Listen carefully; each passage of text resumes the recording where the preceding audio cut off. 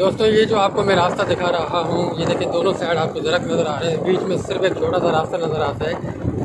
ये रास्ता कराची के इलाके, कराची का जो मलिर है, मलिर का ये इलाका है जो जलवानी गोट के नाम से मशहूर है। ये जलवानी गोट की बैक साइड है, ये जलवानी गोट से निकलता है। ये देखिए रास्ता माशाल्लाह बहुत अच्छा है और यहाँ पर व्यू जो आता है वो बहुत ज़बरदस्त व्यू आता है।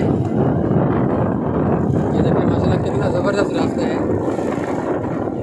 दोनों साइड आपको दरख्त नज़र आ रहे हैं, बीच में से एक छोटा सा रास्ता आपको नज़र आ रहा है जहाँ से हम गुजरते हैं। गाड़ियाँ भी गुजरती हैं, बड़ी बड़ी गाड़ियाँ भी गुजरती है। ये जहाँ से मैं जा रहा हूँ, अगर यहाँ से मैं जा रहा हूँ, ये खोखरा पार्क की साइड जा रहा है रास्ता, और जहाँ से मैं आ रहा हूँ ये जामकोट की तरफ से आ रहा है।